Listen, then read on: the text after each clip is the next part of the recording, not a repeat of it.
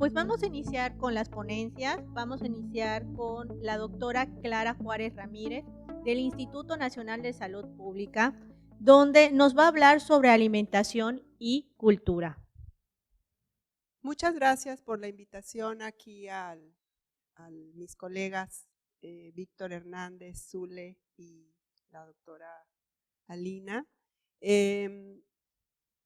No sé qué les parece, pero creo que podríamos hacer más bien como una sesión más interactiva, ya que somos poquitas, y para que no se aburran también ustedes, podemos creo que hacer más que una presentación de aquí para allá, más bien un diálogo entre ustedes y quienes vamos a estar aquí enfrente, sobre todo porque ustedes tienen mayor conocimiento del contexto, tienen intereses personales, ¿no? En el caso de quienes están estudiando, pues estarán también pensando en situaciones a las que se van a enfrentar tanto en sus prácticas clínicas como cuando estén ya trabajando.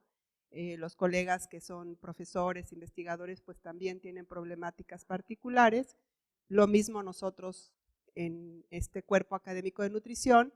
Y en mi caso, debo situarme como una persona que se dedica a hacer investigación desde hace casi 30 años, investigación en salud pública.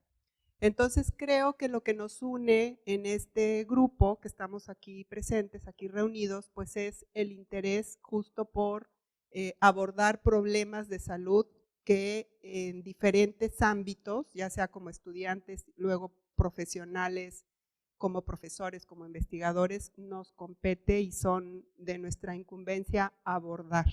Entonces me parece que desde ese lugar podríamos establecer un diálogo en relación a las problemáticas comunes que nos interesan, que en este caso son las problemáticas pues de salud y de salud pública en mi caso particular, ¿no? Entonces, desde allí, media hora o 20 minutos pues es muy poco tiempo para transmitirles la experiencia que afortunadamente he tenido en diferentes ámbitos de la investigación en salud pública y con diferentes problemas. La última investigación que realicé aquí en la península, en los estados de Quintana Roo y de Yucatán, fue en torno al problema de las enfermedades crónicas no degenerativas y particularmente el problema de la diabetes. Ustedes pues sabrán mejor que yo que aquí en la península se conjuntan diversos factores socioculturales, además de los factores biológicos, genéticos que tenemos en la población. Y esa conformación de esos diferentes aspectos hacen que el problema de salud sobre el que nosotros queremos actuar, pues tenga particularidades muy concretas, tanto en el ámbito social como cultural, que marca todas las pautas que tienen que ver pues con, por ejemplo, el abordaje para el tratamiento, por ejemplo, el abordaje para el seguimiento dentro de la familia, de los casos, etcétera. Entonces, nosotros, en el caso mío, con mi equipo de trabajo, lo que nosotros hacemos desde el campo específico de la antropología de la medicina, que es mi formación profesional, es abordar justamente ese campo que tiene que ver con la construcción sociocultural en el entorno de las personas, para desde allí aproximarnos y tratar de hacer un abordaje que tenga más sentido para la población y no un abordaje unilineal, ¿no? Directivo, desde arriba, vertical, en donde muchas veces las personas que vienen a nosotros aquí que ustedes se van a enfrentar a eso cuando estén en su consultorio dando consulta y viendo a las personas, pues muchas veces desconocer o tener poca empatía sobre esos aspectos, pues representa el éxito o el fracaso de un tratamiento, ¿no? Entonces, la última investigación que hicimos que tuvo que ver con el problema de la diabetes, porque ustedes saben que acá hay un problema pues importante sobre ese aspecto en todo el país, pero bueno, acá digamos que es un escenario muy importante para trabajar desde la investigación porque, repito, se juntan estos aspectos sociales y culturales que tienen que ver pues con el pasado histórico de nuestra población en el país, en América Latina y en particular aquí en la península, ¿no? Un pasado histórico muy rico, por cierto, que ahora cada que vengo me reúno con historiadores y todo porque es muy interesante saber cómo ha ido conformándose la península hasta la actualidad, ¿no? Y cómo recuperar ese pasado que explica algunas circunstancias de cómo la población ha venido poblando los diferentes territorios de la península y cómo ese pasado también tiene que ver con la situación de salud que ahora tenemos, incluso en la cuestión genética, por ejemplo, de la mezcla de las razas que se encontraron acá, ¿no? Entonces, bueno, desde esa perspectiva, para nosotros, eso que les acabo de narrar, lo reducimos a decir que tenemos un abordaje cultural de la salud. Entonces, la salud entendida como un proceso social y cultural, y no solamente la salud vista como una respuesta a la biomedicina, sino la salud comprendida como un proceso que tiene que ver con un proceso que es la salud, la enfermedad y la atención, que son como tres aspectos en un proceso cuando las personas se enferman, ¿no? Las personas están en un estado de salud, pasan a un estado de enfermedad o de padecimiento y luego pasan a un estado en donde tienen que ir a demandar atención, en este caso pues a las instituciones públicas de salud o las instituciones privadas si se cuenta con recursos, y ese proceso de atención es parte de la recuperación de ese círculo, ¿no? De pasar de un estado de salud a un estado de enfermedad, recuperarse, etcétera. Y sobre todo eso que les cuento, hay muchísima producción teórica escrita, tanto en contextos occidentales como en contextos de aquí de América Latina. En el caso de las poblaciones originarias, como es el caso de la población maya, que afortunadamente en nuestro país somos tan ricos de esa cultura, ¿no? De diversas culturas de pueblos originarios. En el caso de la población maya, por ejemplo, tenemos toda la riqueza del abordaje a los tratamientos y al proceso de recuperación de la enfermedad desde el punto de vista de la medicina tradicional. Entonces allí no solamente tenemos el campo de estudio de la medicina natural, que es el uso de las plantas medicinales, sino también el campo de los recursos de atención a la salud de ese aspecto de la medicina tradicional. Acá, por ejemplo, tenemos a los jimén, a las parteras, a las yerbateras, yerbateros, etcétera.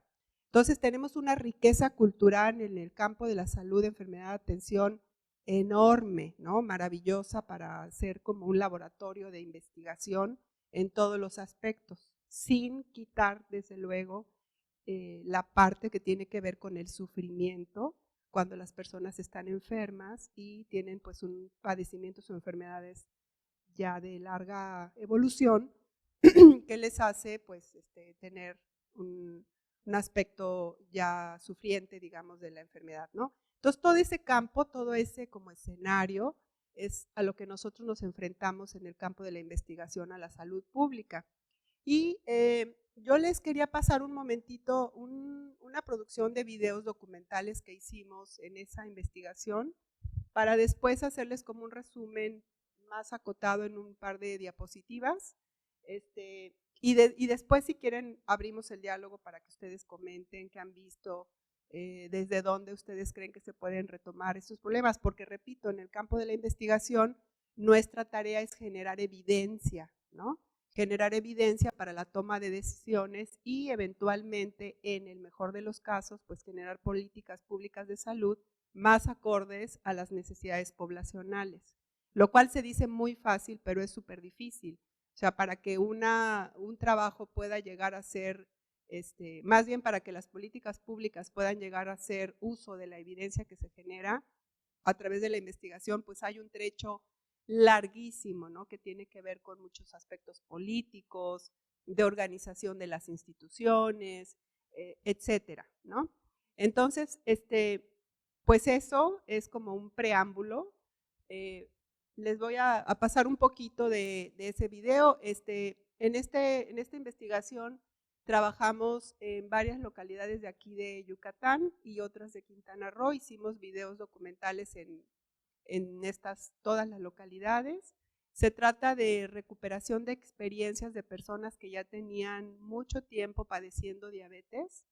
Y lo que hicimos fue recuperar su experiencia narrada por ellos desde por qué creían que se enfermaron de diabetes, cuál fue la experiencia que tuvieron de la evolución, porque la mayoría de estos casos son personas que ya tenían complicaciones, por ejemplo, como extremidades amputadas, etcétera.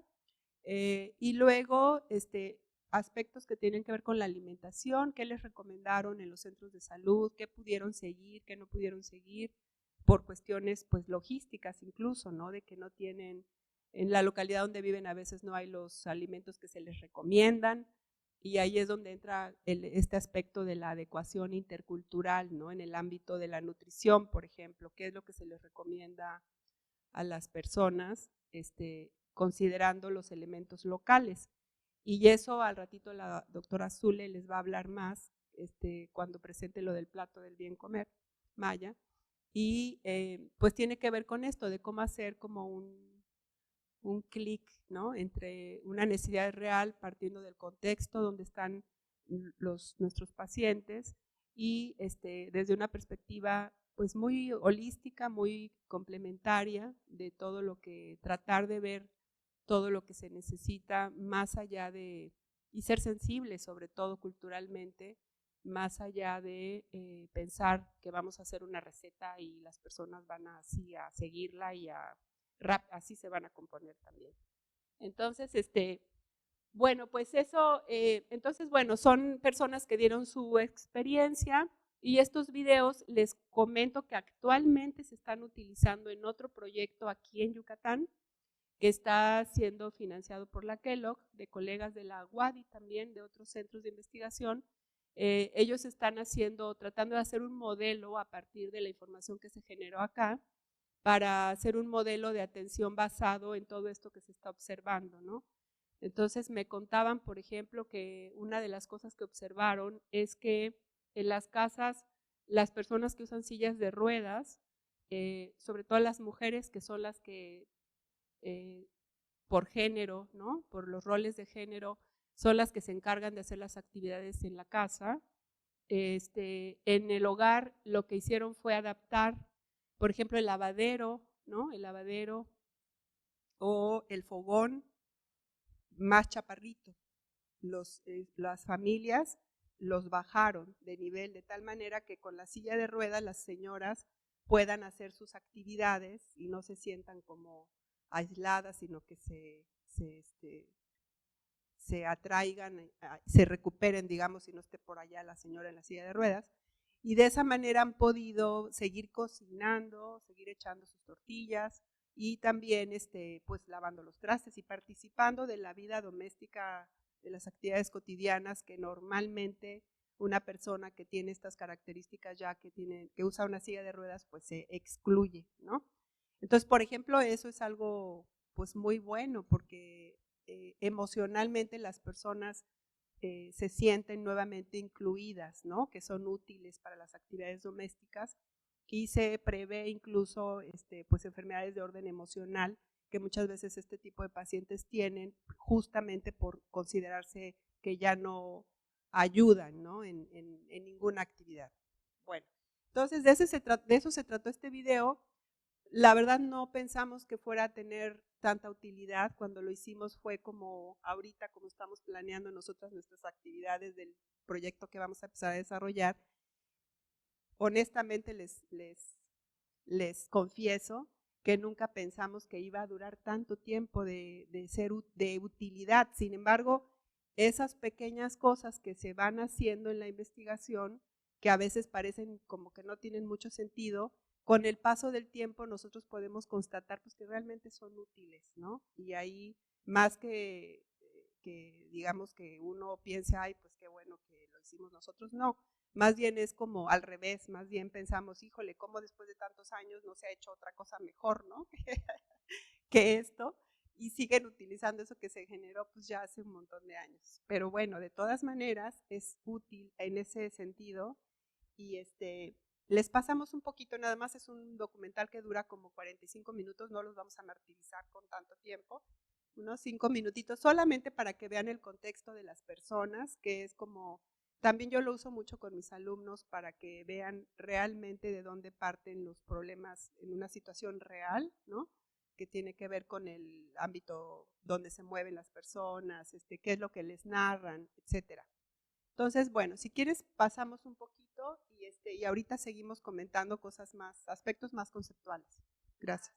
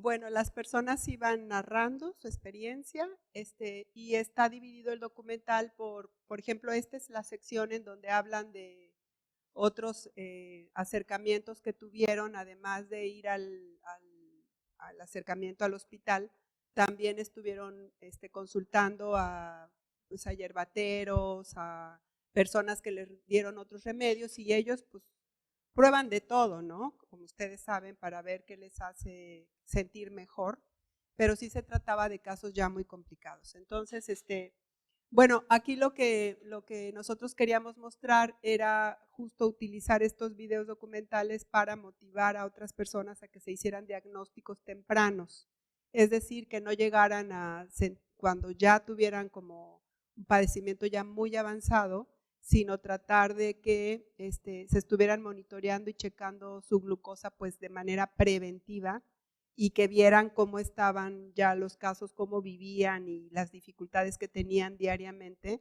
cuando ya una situación se complica, una situación de diabetes, y cómo se puede evitar si se van haciendo tempranamente mediciones y hay acciones que puede uno implementar para tratar de revertir, ¿no?, ese proceso. Entonces, bueno, no sé si hasta aquí quieren hacer algún comentario, mis colegas o… Sí.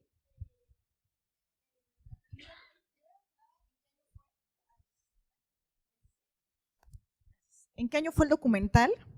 Y entonces, ¿este video se presentaba a los pobladores o se presentaba a la…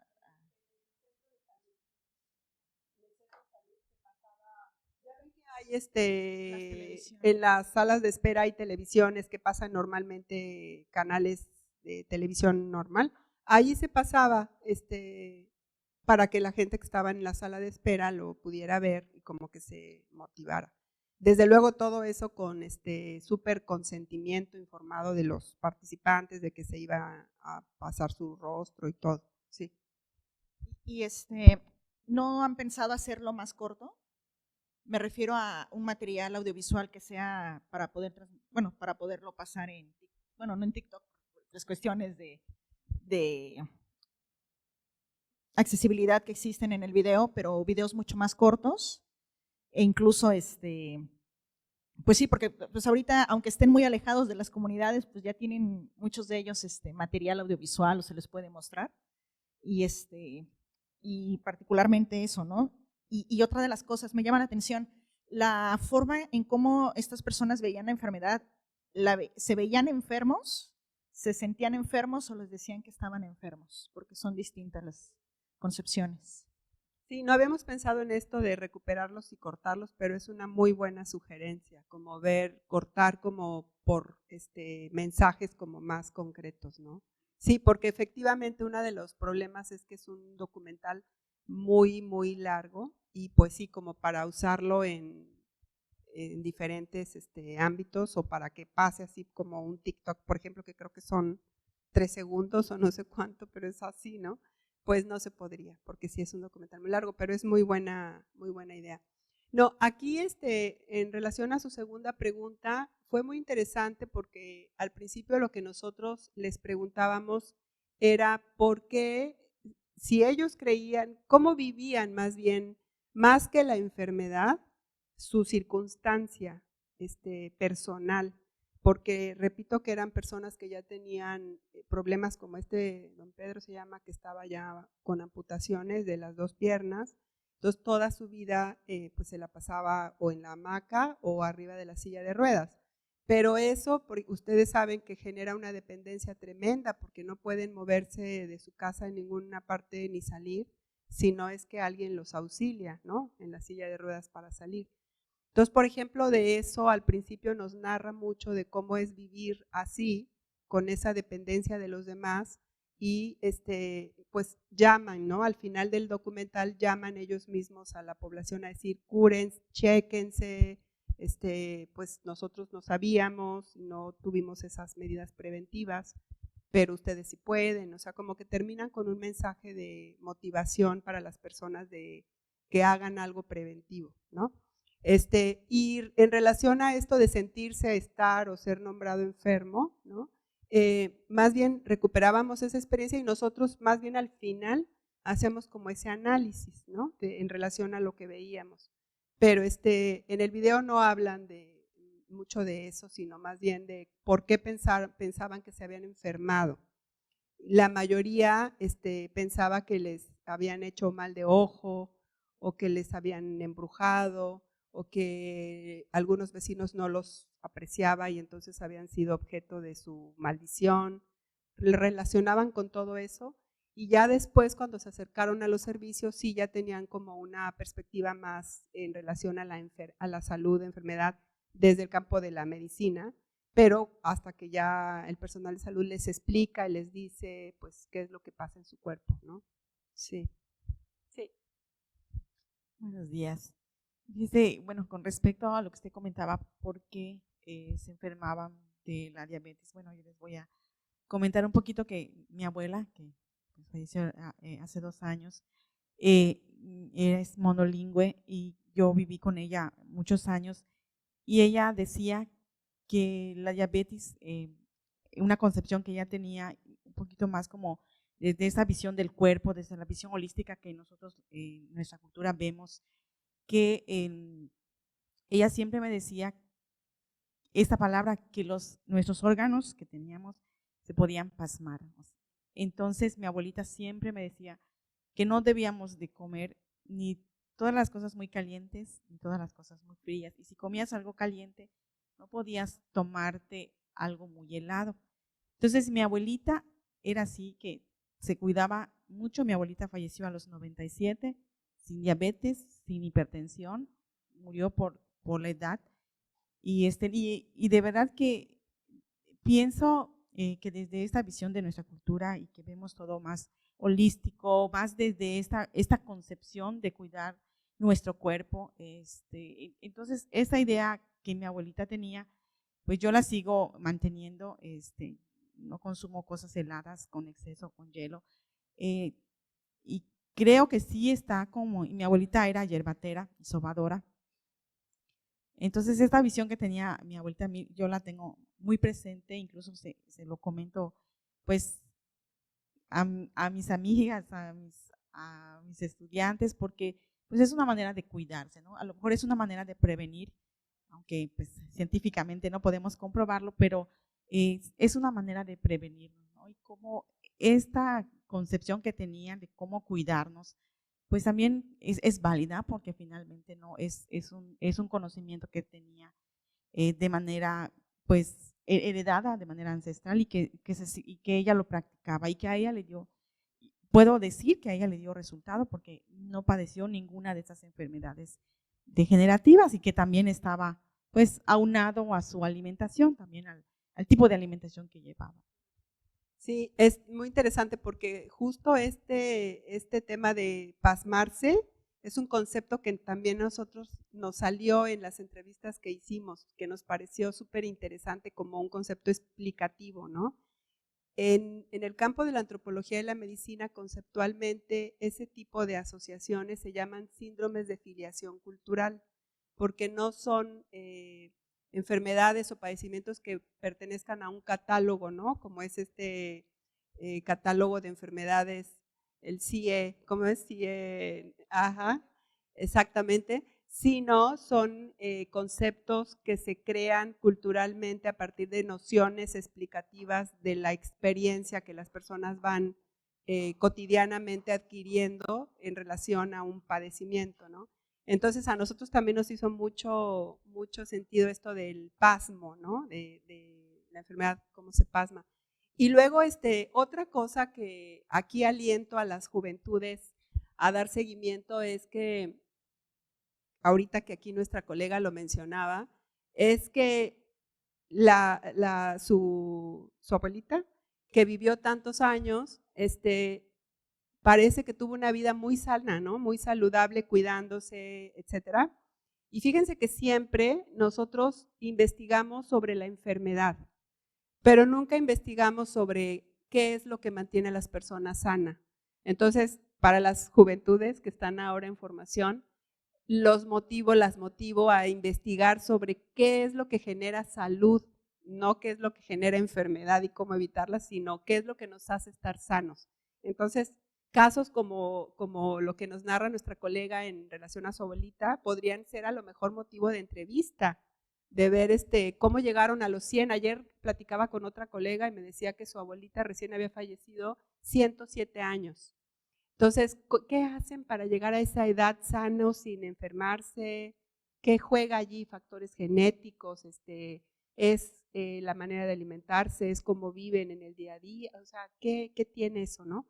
Entonces yo creo que eso es bien importante de documentar, no solamente enfocarnos en la enfermedad, sino averiguar qué es lo que pasa y cómo uno puede estar generando bienestar, ¿no? Y no solamente cómo se enferma y cuando ya se enferma, ¿qué pasa? Adelante. Ay, pues es que ya dijo que quería comentar, pero yo tuve mi primera experiencia este semestre como maestra, justo en antropología médica, y muchas de estas cosas tratamos de cubrirlas o que los chicos se lo hicieran un poco más conscientes, sobre todo de la interculturalidad y sobre todo este aspecto de lo holístico y el gran valor de las culturas ancestrales.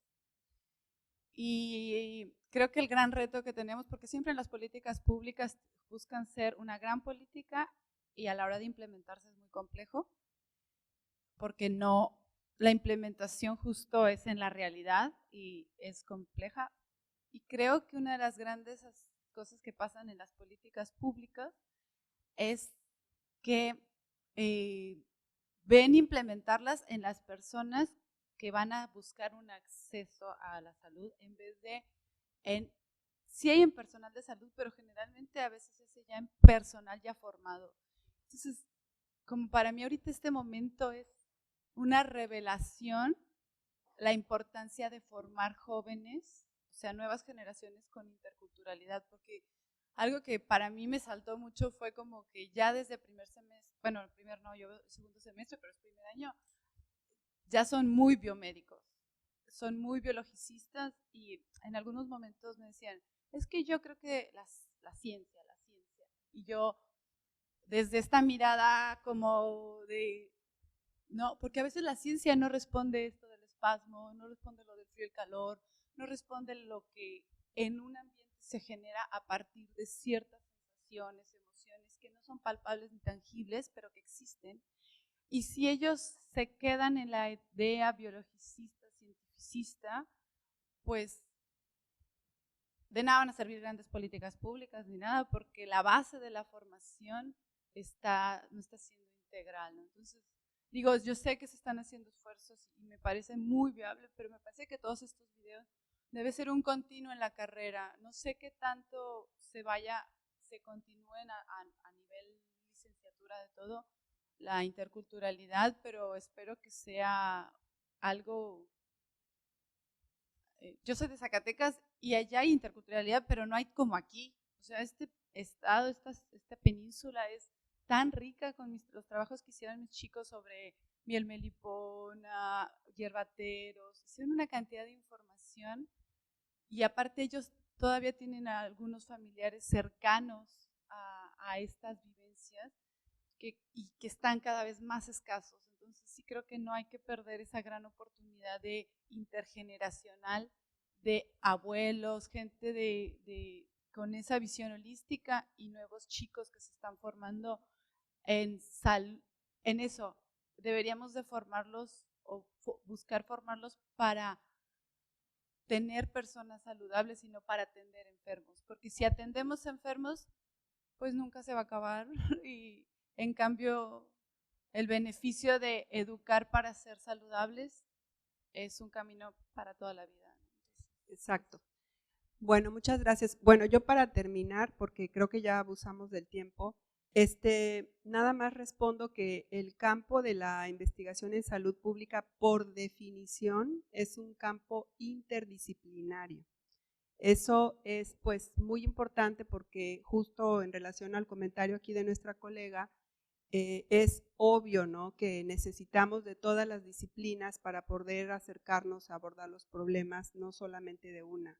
Y eso es bien importante, no allegarnos de diferentes disciplinas cuando queremos trabajar algún problema de salud, enfermedad, porque se requieren de todas las ópticas, de todas las visiones, de todos los campos disciplinarios para poder abordar, acercarnos de una manera más integral.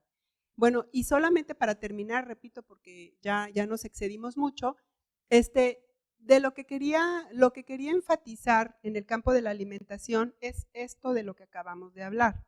Decir que lo que acabamos de hablar es la muestra de cómo el campo sociocultural construye de alguna manera los procesos de salud, de enfermedad y desde luego la atención, porque la respuesta del Sistema Nacional de Salud para atender esas enfermedades también es una producción cultural. Ustedes saben que los modelos de sistemas de salud no es algo que alguien se sacó de la manga, sino responde a procesos históricos de nuestra nación, de la construcción de un Sistema Nacional de Salud a partir del periodo posrevolucionario. Entonces, todo tiene una explicación y todo tiene una raíz social y cultural en el campo de la creación de las instituciones, en el campo de la respuesta del poblacional, y todo eso es un ámbito construido que desde la investigación se puede investigar. Entonces, en el campo específico de la alimentación, para darle la entrada a la doctora Azule, solamente terminar diciendo que es muy importante, entonces, dentro de todo esto que acabamos de platicar, por ejemplo, en el campo, para las personas que padecen diabetes, pues la alimentación es una cuestión básica, ¿no? Porque de hecho, ya ven que hubo un boom de capacitación de educadores en diabetes y el énfasis en esa capacitación tiene que ver con cómo transmitir esa información a quienes padecen diabetes para que puedan discernir entre un alimento y otro que les va a hacer mejor para controlar la enfermedad. Entonces, si nosotros a partir de lo que hemos discutido anteriormente nos situamos en el campo específico de la alimentación, pues entonces ustedes podrán comprender que de lo que se trata aquí es de comprender que hay dos procesos que hay que diferenciar en el campo alimentario. Uno que tiene que ver con el aspecto biológico, ¿no? Que tiene que ver con la conformación física de las personas como omnívoros para poder consumir, procesar los alimentos, etcétera, que también se corresponde con un proceso biológico histórico de millones de años, y el otro tiene que ver con el campo sociocultural, ¿no? Entonces, una cosa es la alimentación desde el punto de vista físico, biológico, como un proceso físico, y el otro tiene que ver con los aspectos de comensalidad, que es cómo socialmente y culturalmente se ha organizado todo lo que tiene que ver esto de la comensalidad como un concepto que explica históricamente cómo se han creado incluso los cubiertos, ¿no? ¿Quién decide cómo se come? ¿Quién decide en dónde se come? ¿Quién decide con quién se come? Y todos los procesos que hay en torno a los momentos en los que se ingiere comida están mediados por procesos culturales, ¿no? Nosotros podemos discernir perfectamente qué se come en una fiesta tradicional de una localidad, de un pueblo, si es un festejo religioso, si es unos 15 años, si es una boda, y todo lo que define ese ámbito cultural de esos procesos tiene que ver con una definición construida a través de los tiempos y definida por cada grupo humano, ¿no? No es lo mismo una boda o unos 15 años o una fiesta religiosa en un pueblo aquí que en una cultura occidental o una cultura del norte de América, etc. Entonces, ese es como el campo social y cultural en relación a la alimentación, que ahora que nos explique la doctora Azule lo que nos va a explicar, pues tal vez pueden también con ella seguir dialogando en relación a estos temas. Pues muchas gracias, y creo que fue como una introducción más bien, y si hay tiempo más adelante podemos continuar el diálogo. Muchas gracias.